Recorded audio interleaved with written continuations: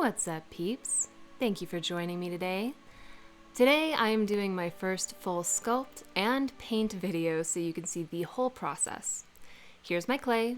This one is Cost Clay 90% and Super Sculpey about 10%. This is very soft. This other one is about 70% Cost Clay and 30% Super Sculpey medium.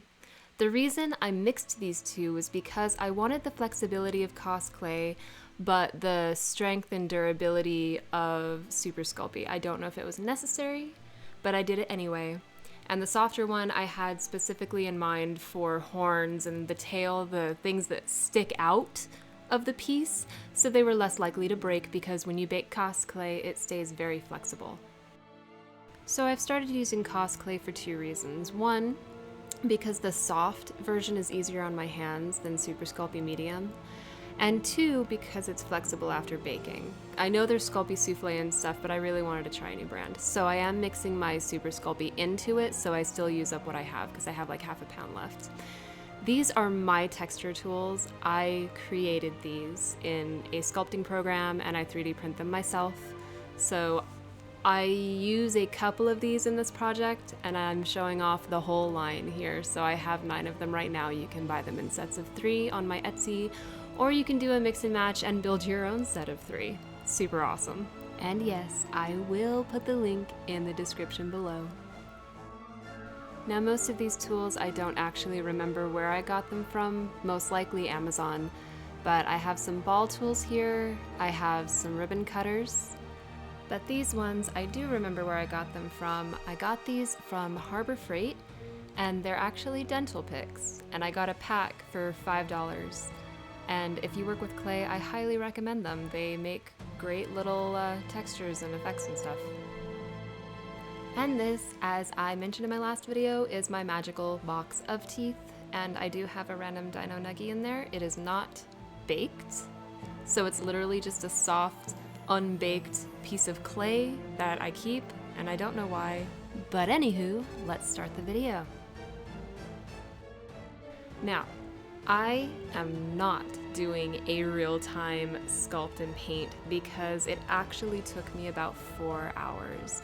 1 hour to sculpt and about 3 hours to paint. So I do time-lapse a lot of this, and we are starting with the mushroom cap. Here I am going to take this kind of like a needle tool and make the gills. I think they're called gills for the bottom of the mushroom cap. Are they called gills? I'm not sure, but this is how I do mine. I think everybody does theirs differently, but this is my method. So I cut it into 4 sections, and I'm just showing one section in real time, and then I'm gonna time lapse for the rest of them.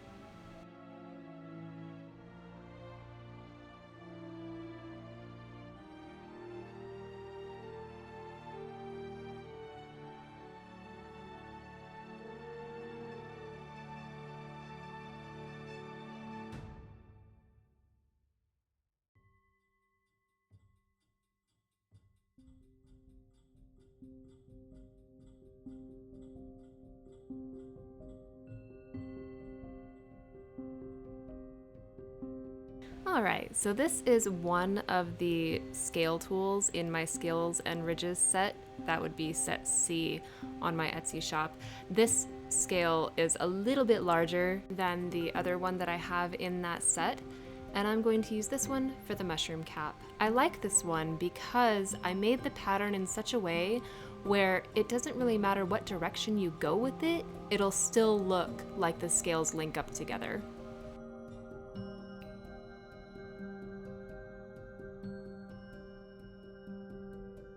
And there we go, a scaly mushroom cap. There are some ridges in it, but I don't really shoot for perfection with my stuff. I could actually use my tool to kind of smooth those out and it won't disrupt the pattern, but I just leave it as is. Organic. So now you will see me using the ball stylus to make some eye sockets, and then I use it a larger size to make the horn sockets.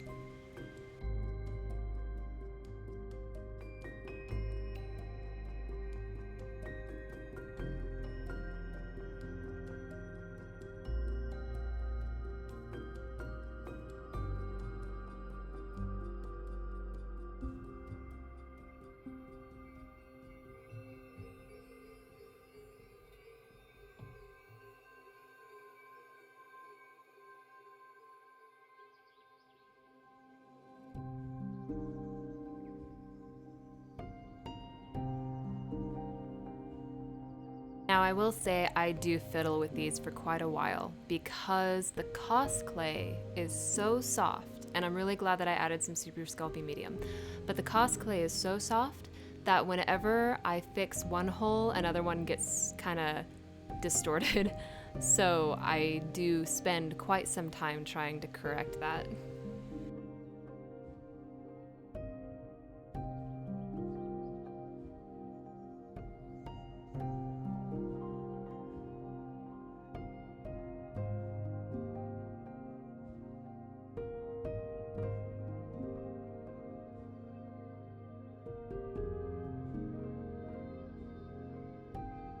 And here I'm just doing a little test piece of clay to see, kind of visualize how a horn would look in there. That is not the horn I go with, I promise you.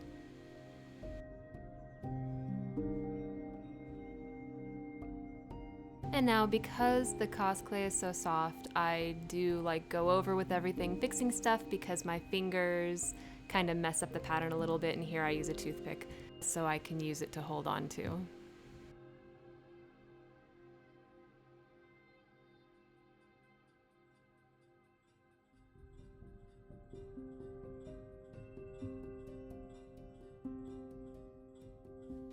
So this part's actually pretty funny. I decide that she needs some nostrils. She's a girl dragon. But yeah, so it's kind of like when a girl tries to put on an eyeliner wing and the first one's perfect, and then she tries to do another one, the other side, and it's not perfect. So then she has to go back to the other side to fix it, and then that one, they just keep getting bigger and bigger and bigger until you're just like, whoa, I look like a raccoon. And that's kind of like what happened here. And I did just give up and leave it. But that first nostril looked really good. And here I am fixing the holes again because I squished them again.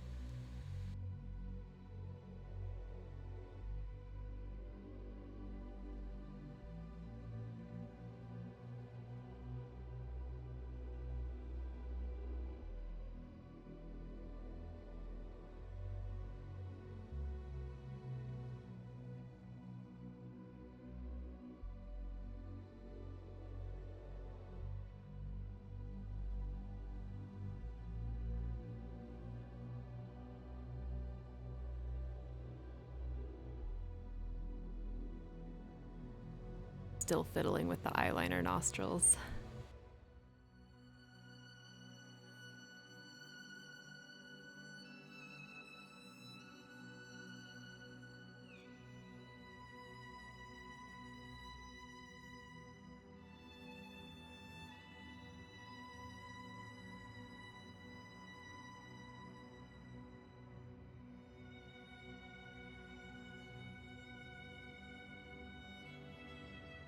Alright, so now I am making the stem for the mushroom dragon, and I'm not just doing any stem, I'm doing a foot with claws, as you just saw. Those were actually teeth, but they're claws now.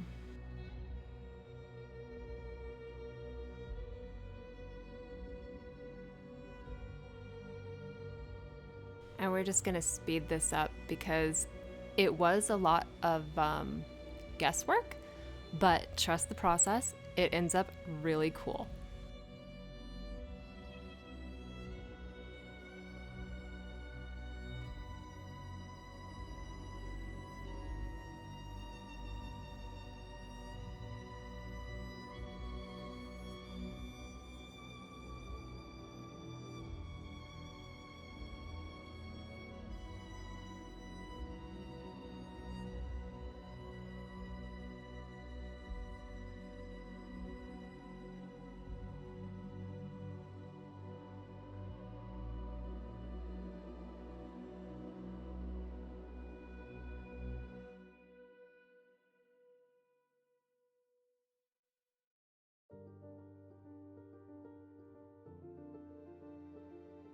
Right here I realize it's way too long, so I shorten it.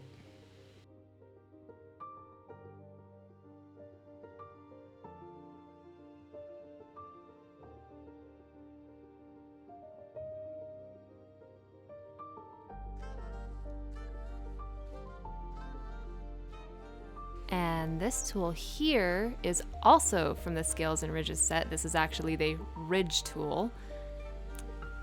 It makes like a really good like bird leg or dragon leg kind of pattern. You can also use it for floors if you want like a crackly desert dried up, you know, what do you call that? Like mud flats kind of floor. Works really well.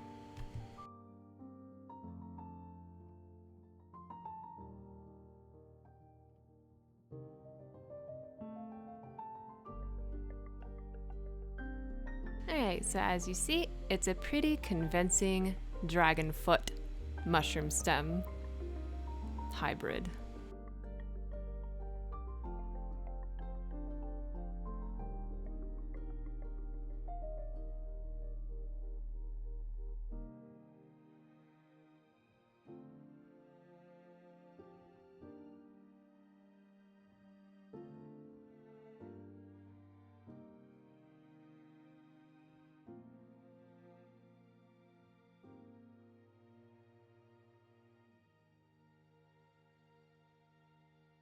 And here I am just pre-fitting a claw, and it looks awesome, like way more awesome than I thought it would. So what I'm going to do is I'm going to take this is liquid Sculpey, and I'm going to use it kind of as a glue so that when I bake it all together, it kind of fuses the pieces together. Pro tip.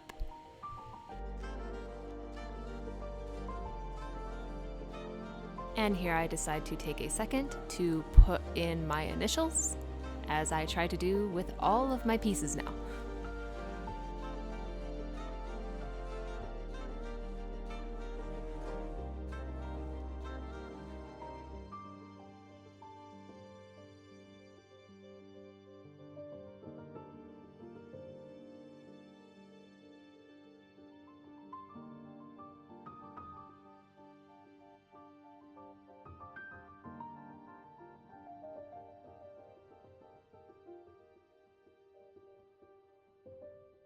This ended up looking so cool, and I was really happy with it. Pat myself on the back. And here's how it'll look with the mushroom cap. So now I'm going to bake this, but before I do, I stick a toothpick into it, and I'll explain why. I do it because when I make pieces like this, I like to use the toothpicks kind of like a little bit of a bone structure. So I feel it gives the pieces a little more structural integrity. And so yeah, I know some people use like wire armatures, but I don't have any wire, so I use toothpicks. Here, I'm trying to give my dragon a bit more of an almond-shaped eye, which I undo later because it doesn't look good. So just disregard this. And now, I am going to begin the tooth placement. So, of course, I want her to have kind of dragon-like teeth in the front at least, but teeth all around.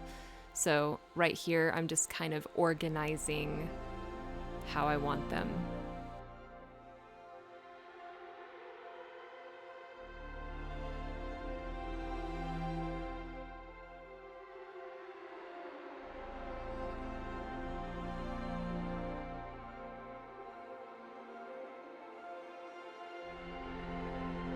And as before, I use the Sculpey, liquid Sculpey, to adhere the pieces into the cap.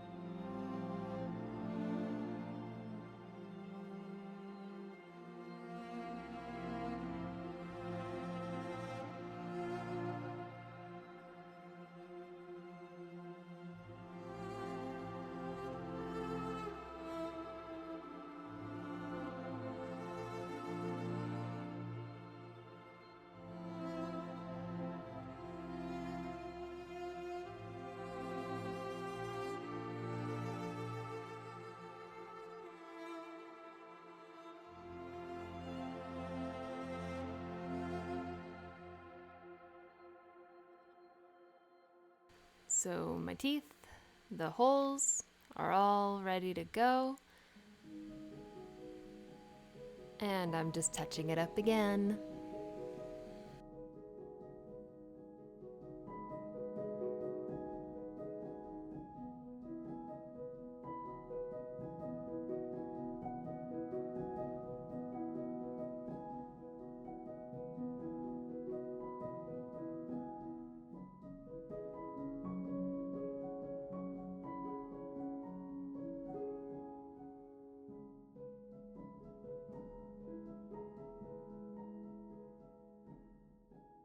So now I'm gonna make the horns, and I do the first one in real time, and I time lapse the second one.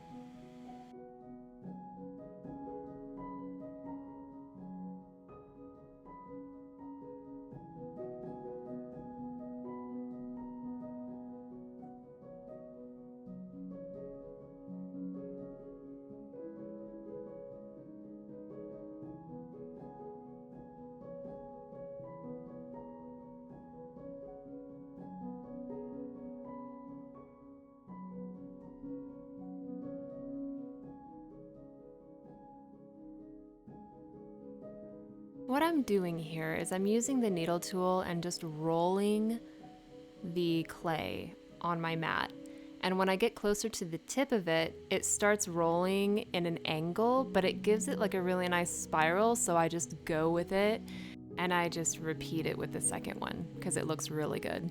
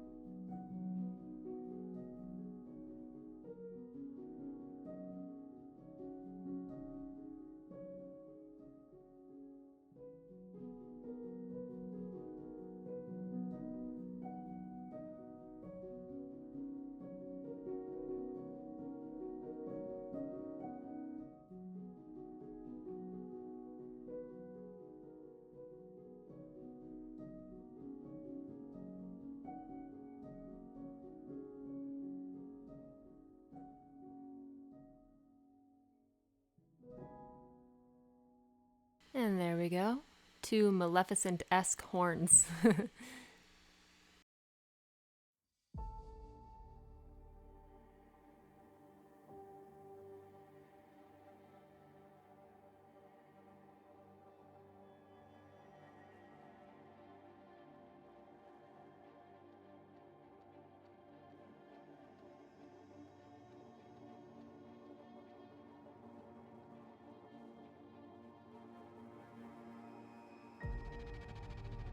And now we start the tail.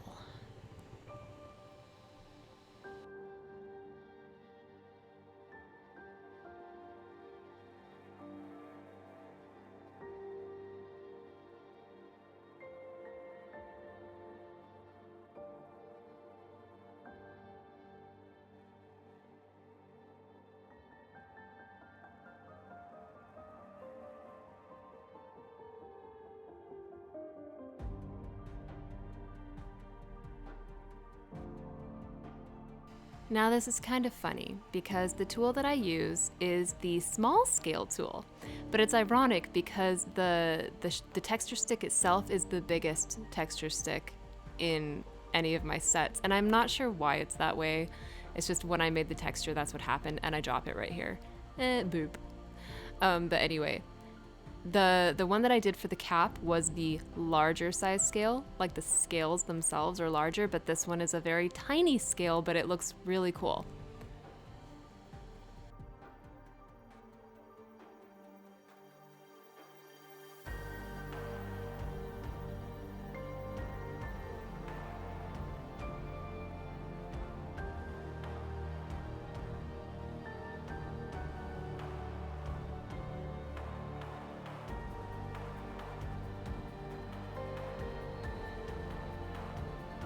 Here, I'm kind of fiddling around with the idea of having spikes going down the tail. I do not go with those, but I do have that little diamond shaped thing on the end of the tail. I'm not sure what that's called, but I do have that.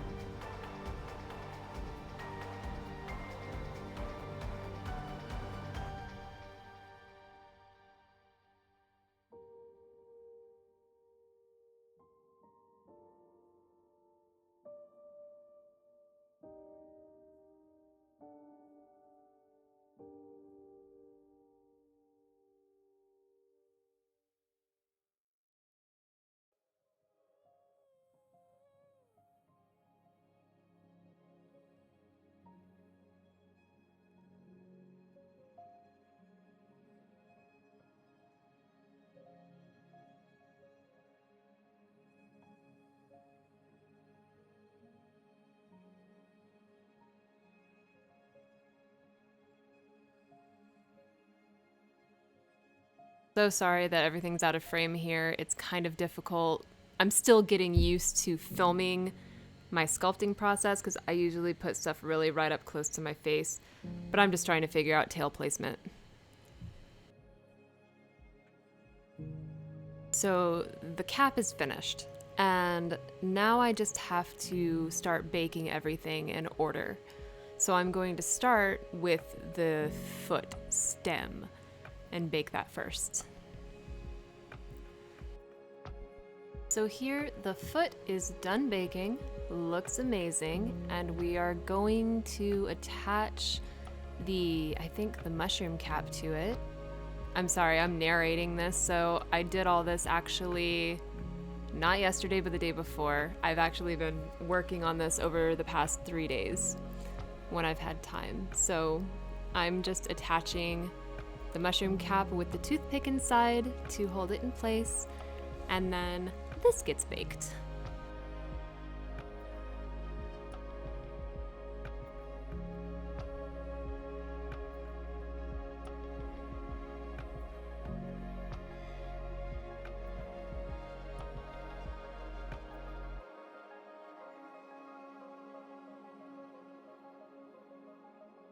Alright, so the cap and the foot are both baked, and now I just have to figure out how to attach the horns and the tail. And I do accidentally forget to start recording, so I'm sorry about that, but you only missed me sticking the tail on.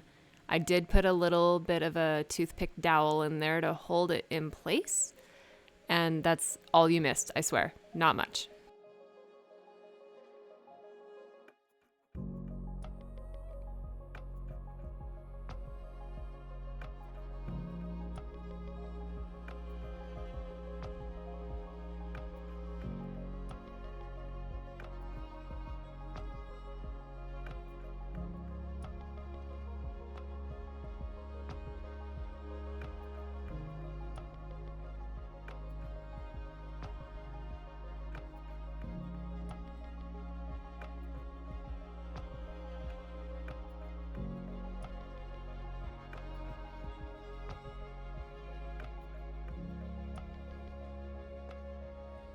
So now I'm going to put some toothpick dowels where the horns are going to go to hold those in place.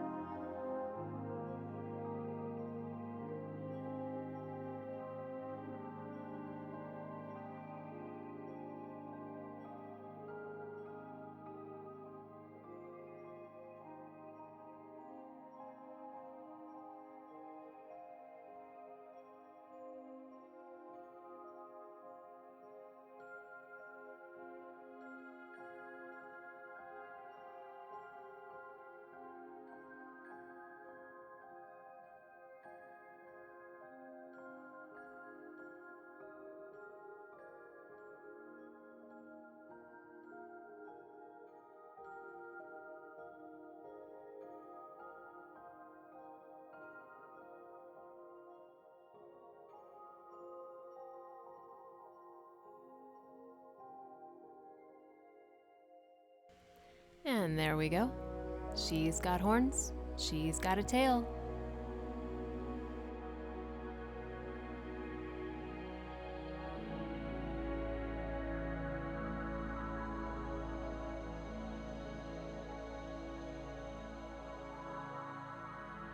Now for one of the more tedious parts of my sculpting process, and that is when I do stuff like, well, I don't actually know what, I want to say like volcano, the volcano that the horn comes out of, the like skin volcano, you know what I mean?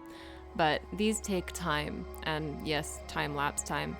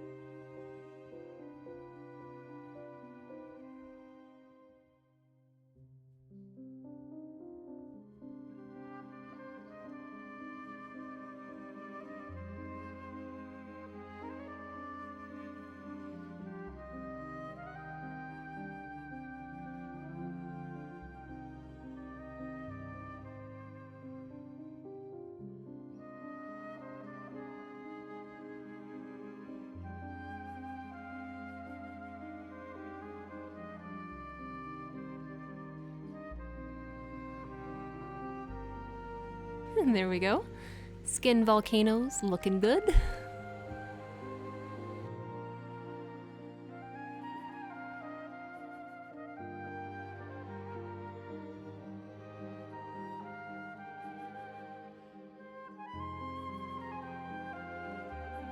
And now I am just pre-fitting some eyeballs.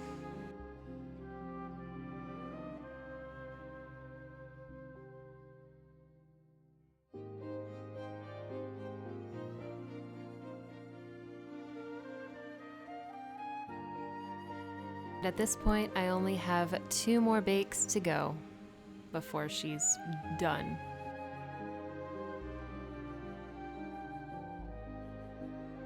And now the eyeballs are baked, and so begins the eyelids.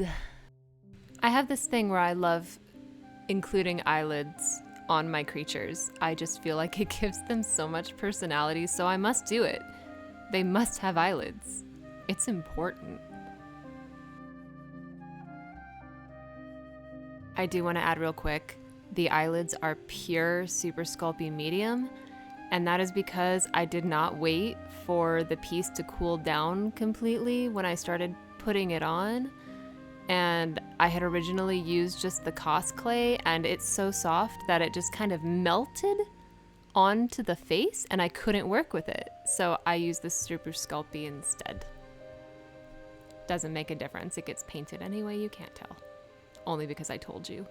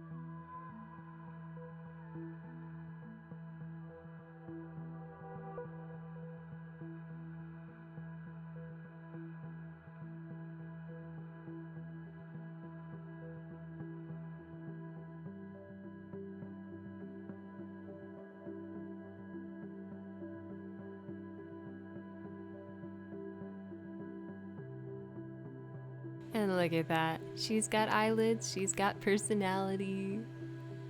I love it.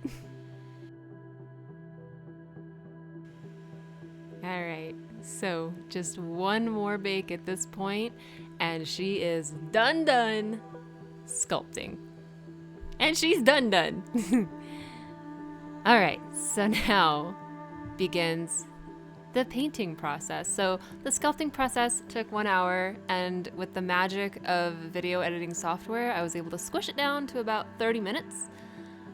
But the painting process took almost 3 hours, and I managed to squish that down to like, gosh, 45 minutes-ish. I forgot how long this video is, but it took a long time. The painting always takes longer than the sculpting for some reason. I'm not sure why, but these are some of the paints that I use. I use Vallejo. I think it's a great brand, very opaque, very good color. You can use it with airbrushes. It's actually recommended that you do, but you can use it with brushes too, and I just love that. The color I have here, the colors, they're all color shift colors, and that's what I end up doing at the end. But yeah, for now, we're gonna start priming, and I use a mix of gesso and Liquitex acrylic basics, titanium white. Whew, that was a mouthful. Let's get started.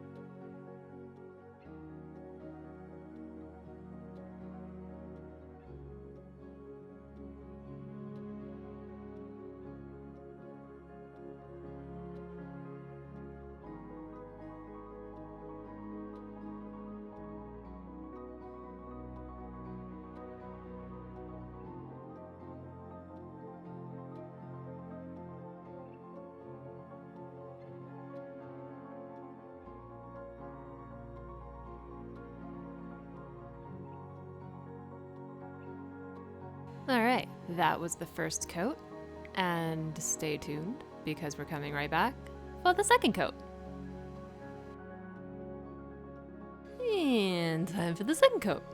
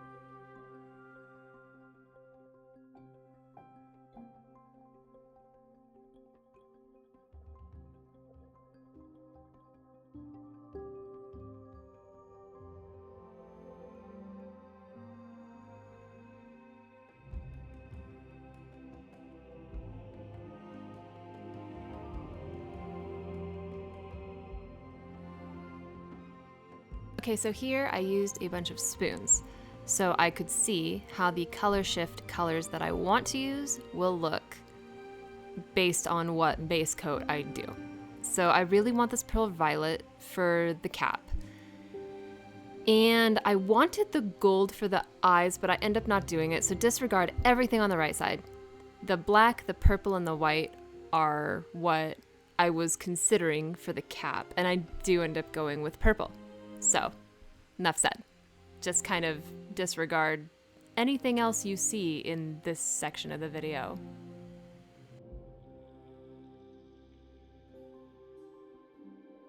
I'm only leaving it in because it is kind of fun just to see the color shift colors on different bases, so enjoy.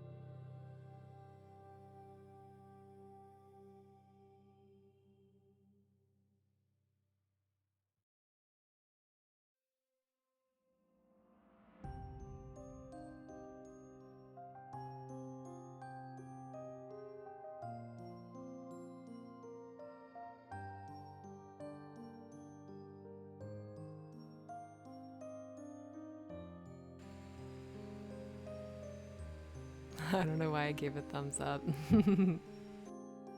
Alright, so we are going to start with this beautiful blue-violet for the body, the cap, and yes, it looks like Spyro, and I don't want to talk about it.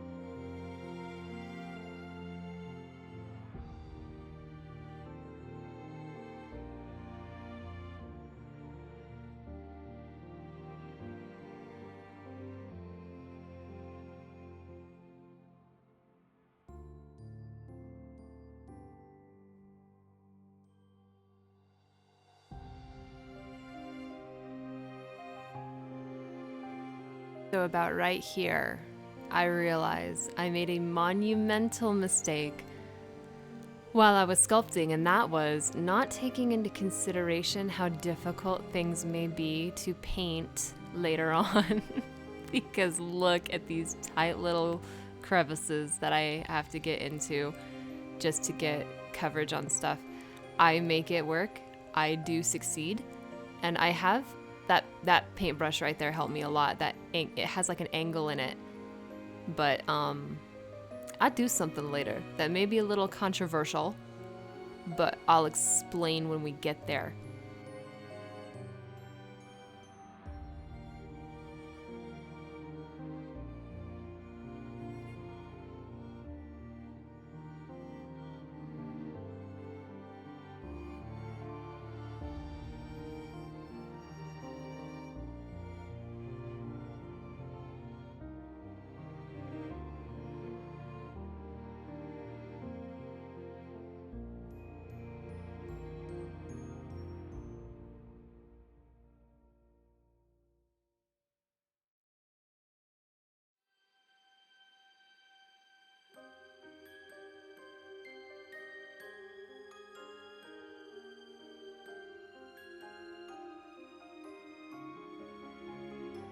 Now I am donning my little magnifying glasses. I got these at Barnes & Noble, highly recommend. They're readers, but I don't need them for reading, I just need them for painting. But I need them because I'm going to be working on the eyeballs now. I like to give them a nice white, opaque coat, and it makes the color that I use pop later on.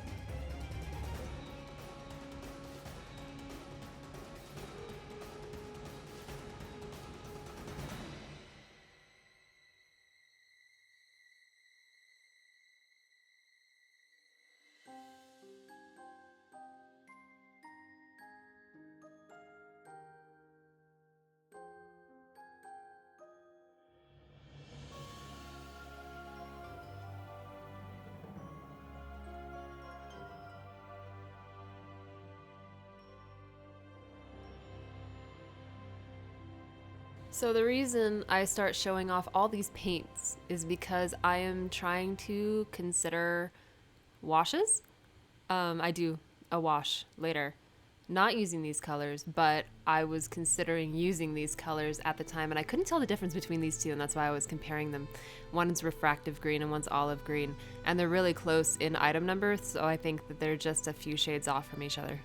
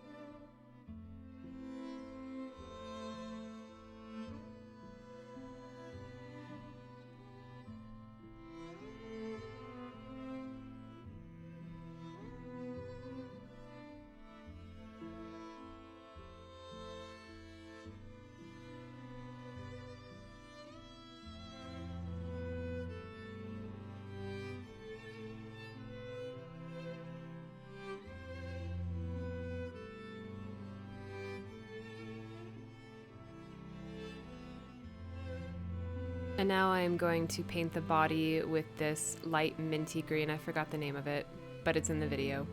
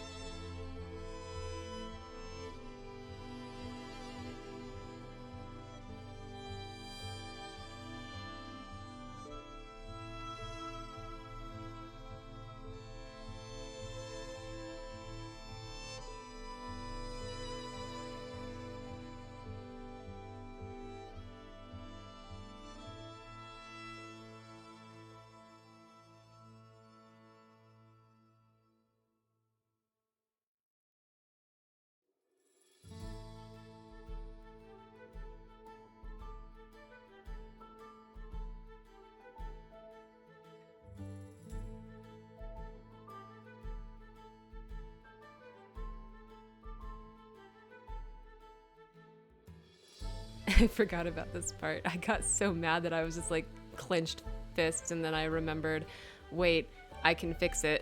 And so I was just like frozen for a long time, longer than needed, but I fix it. It's no big deal.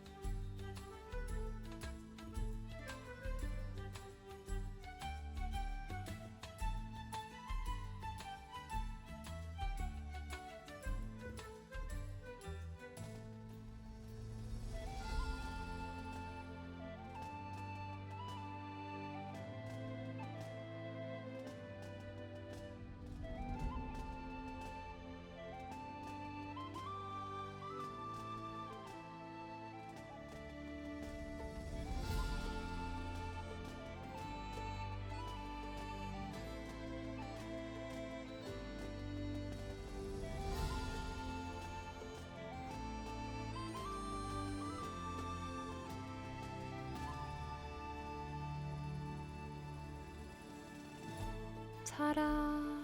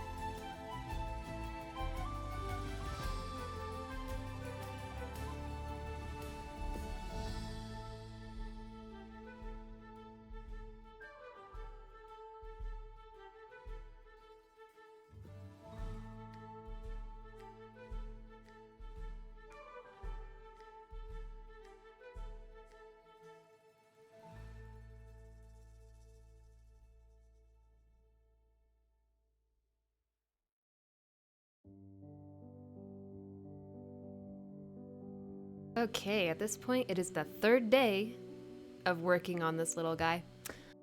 The previous video was the second day, so it took 3 days to do this, as I mentioned earlier in the video.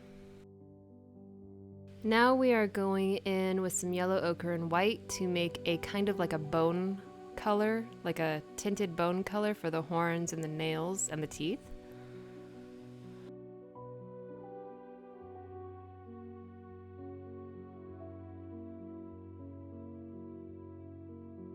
Remember when I said I did something controversial? This is the controversial thing. I took one of my cheapy brushes, and I cannot stress that enough, one of my cheapy brushes, and I bent it. I bent the ferrule so I could get into the nooks and crannies. Yeah, so I just took my needle pliers and bent that sucker, and it worked great. It broke the ferrule, but it didn't matter because these, I think they're called creative something, I forgot, but they were really cheap. You can get them on like Amazon. They're like really cheap little detail brushes.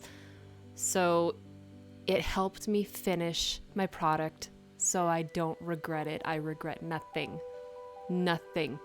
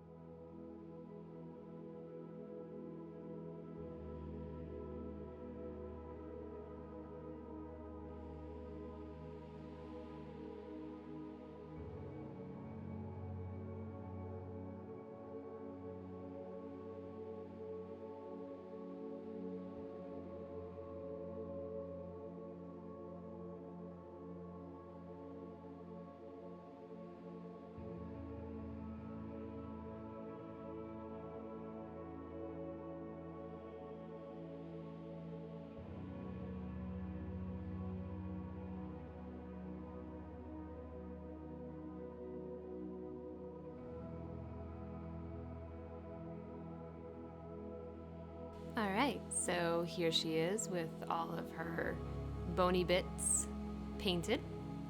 Nails, teeth, and horns. Looking good. And now I'm just gonna go back in with the mint green and touch up any pieces that need touching up, like around the nails and such.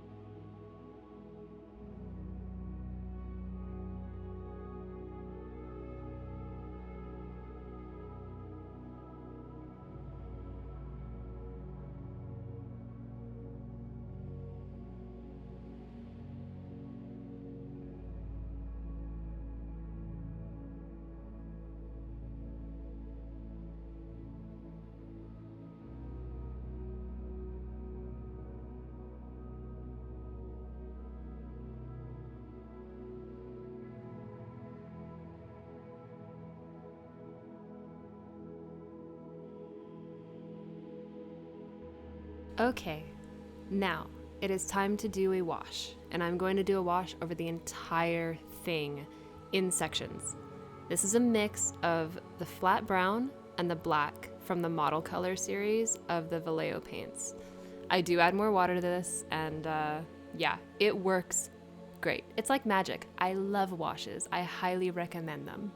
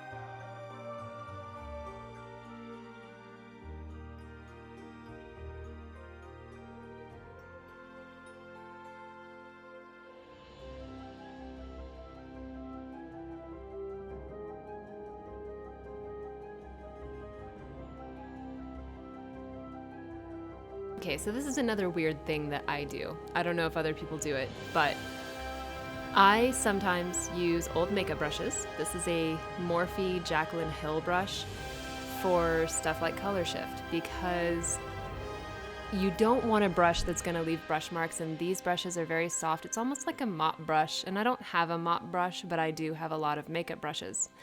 So if you have brush strokes with the color shift, it does not look good.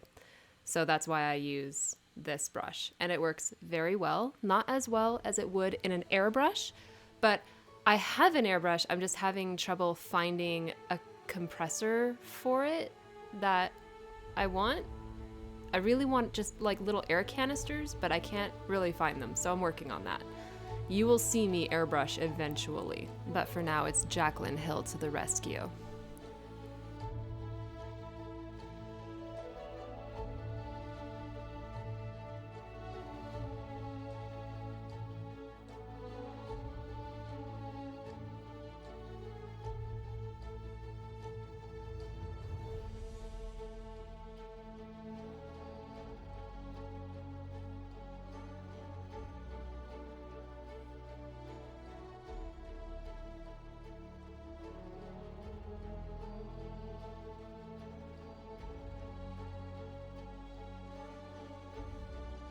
And now for the eyes. I did a lot of art before, as you can tell from my older videos, and I'm very into the color wheel. So we did purple and green, and now the tertiary color that complements would be orange. So that is why I'm doing orange for the eyeballs, and it looks amazing.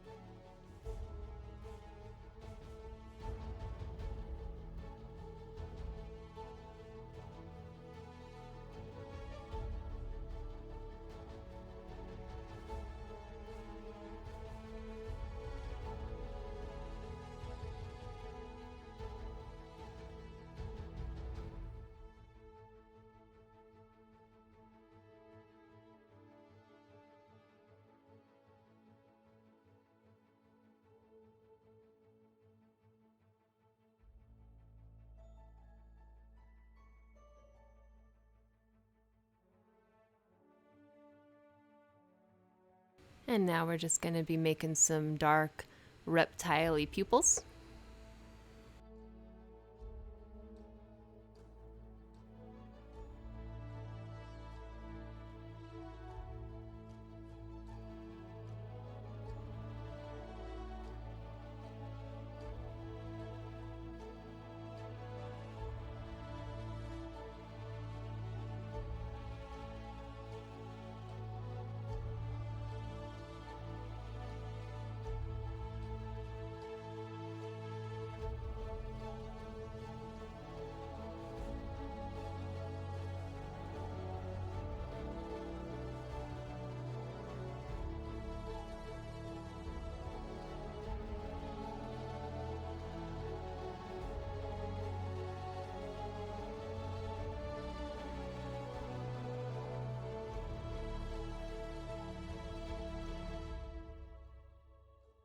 And some nice little highlights to bring it to life.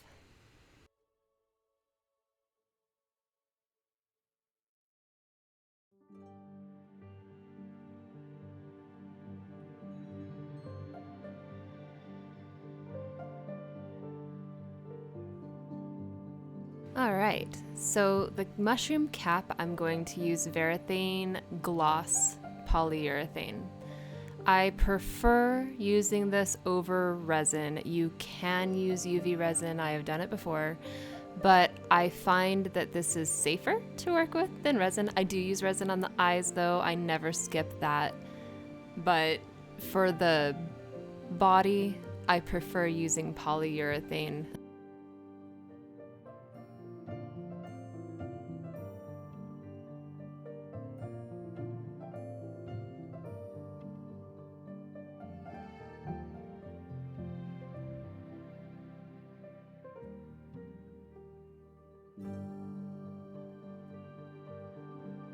I decided I want glossy teeth as well.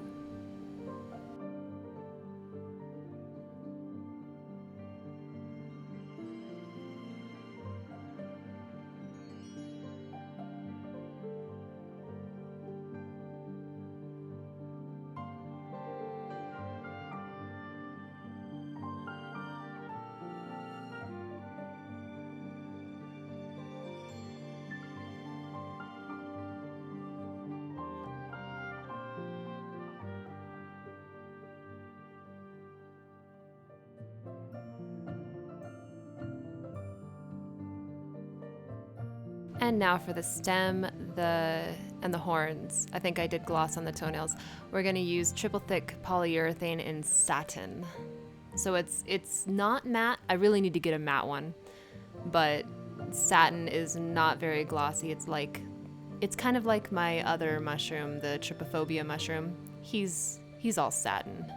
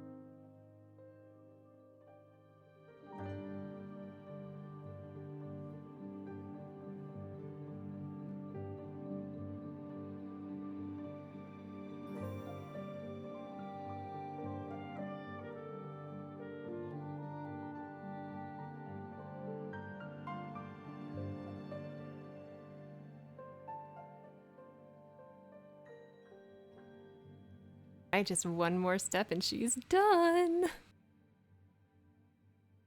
Welcome to my dungeon. Alright, so now we're gonna do the UV eyes. And that's all we're doing this time. On my trypophobia one, we did the eyes, the drips, and some drool on the teeth. But yeah, this girl, just the eyes. Super simple. And I'm really sorry for how it looks. It's so hard to film in here. The lighting is horrible, but the ventilation is good, and I don't have to worry about having UV resin on my desk.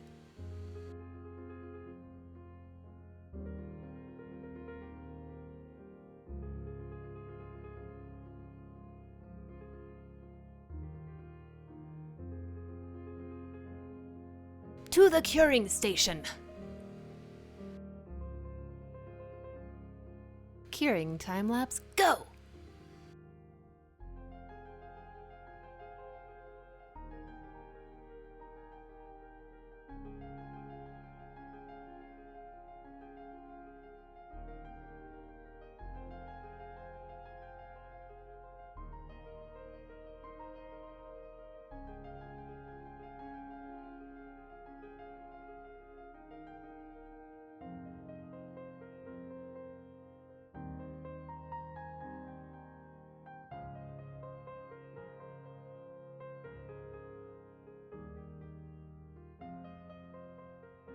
Alright, you guys, she is finished.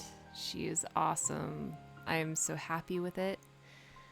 And I mean, the color shift isn't super obvious, but she does look shimmery and magical in her own way. And you can see the color shift in some angles, but I just love it. I'm so happy with it. The total time that she took was about just under 4 hours. Over 3 days when I had time to work on her and record. And it was a very enjoyable process. I do love creating from my mind. And now I'm just thinking about what the next mushroom creature is going to be, because I am all in for mushrooms and I love making mushroom creatures. They're so fun. She will be available on my Etsy at the time that this video is uploaded. And this guy, this is Trippo. I actually don't have a name for the dragon girl. But anyway, Trippo still needs a home. So if you like horror, you like fantasy, or if maybe you like cutesy stuff, I have this little lady still available, still looking for a home. She doesn't have a video. I made her before I decided to start making videos. But yeah, all three of these little lovelies are available on my Etsy shop, and you can also find the tools on there that I used when making the Dragon Girl. So thank you so much for watching. Bye-bye!